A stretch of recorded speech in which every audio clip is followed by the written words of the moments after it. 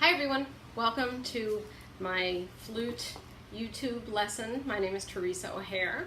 I'm a flute player from Springfield, Illinois, and I play the vertical flute.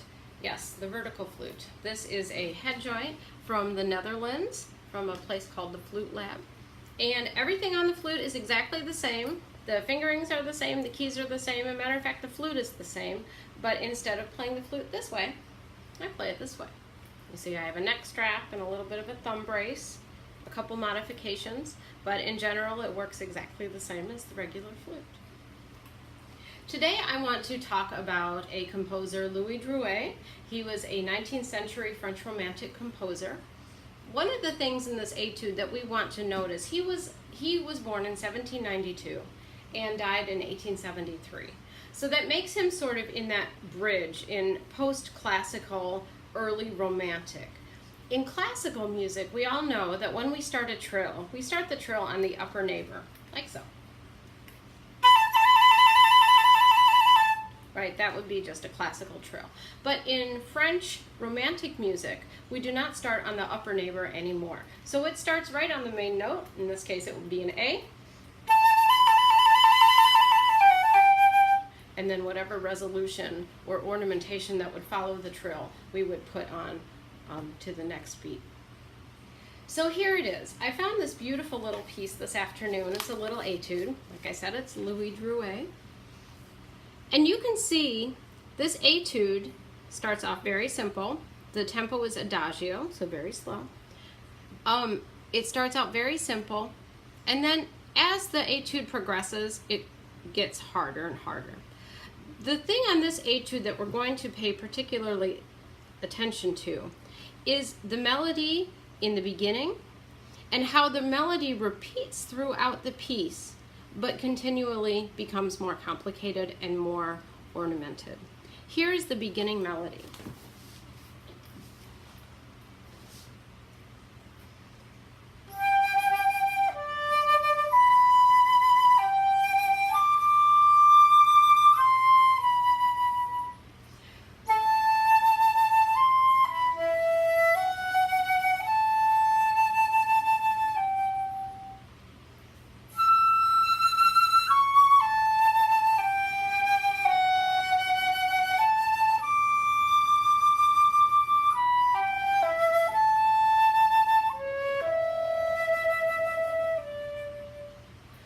So you can hear it's very simple, very pretty, not a lot of ornamentation at all. In the second phrase, we see the recurrence of this beginning melody, but we see the recurrence with more ornamented notes.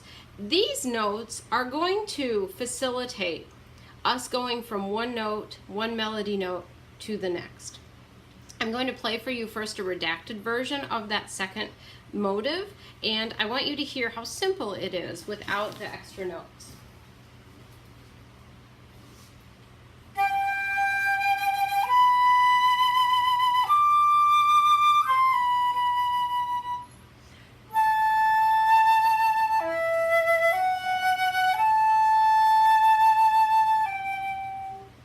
So there it is, very simple melody. Now, Louis Drouet does put in the extra notes, but we want to think of them as ways to get from note A, or in this case note G, to note B. So here's the idea. Here's the first.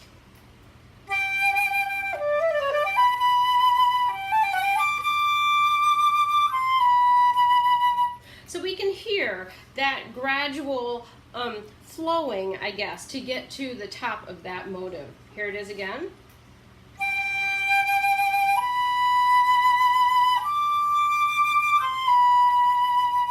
And now with the ornaments.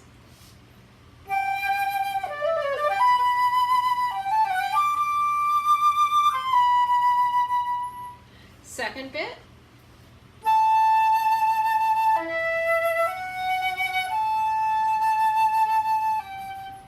Here it is with the ornamentation.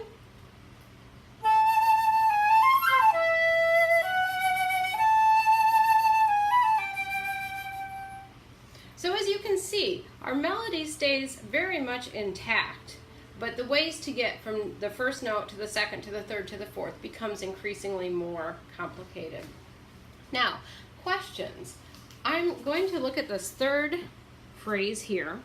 You can see it's E to the A, and then the trill to the G to the F sharp to the D. But let's say I'm not sure about how I want to play these notes here. I'm going to give you a small blick into how I practice these licks. You want to always take the smallest unit and practice that over and over again. So let's say I get from my E to my A,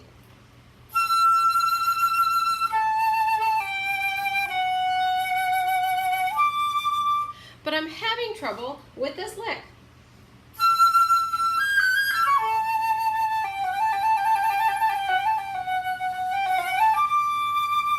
So we're going to practice this with small units. So let's take maybe our first three notes. First five.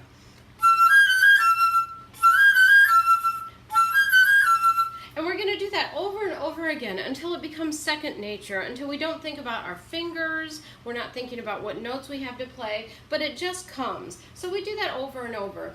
My general rule is 10 times in a row. If you can get it 10 times in a row, then you've got it. Unfortunately, the game that I used to play is if you get it 7 times in a row but not 10, you have to start all the way back to 1. So it can make practicing sometimes tedious, but I think you'll see the results. So here's this next phrase.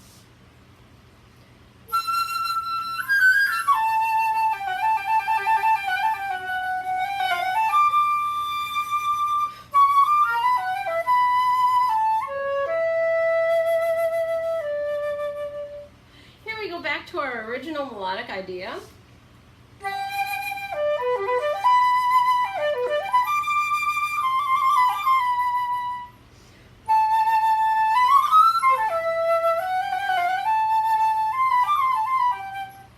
Can you hear it? Did you hear the melody? Here we go for the next.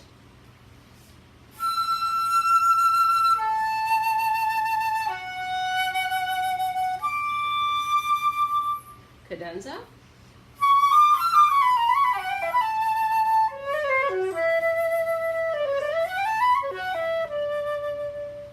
So here it is with all the notes.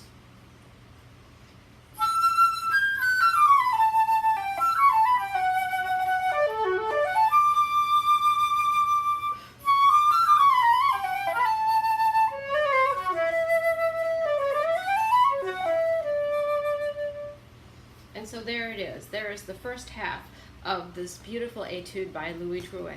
Here it is.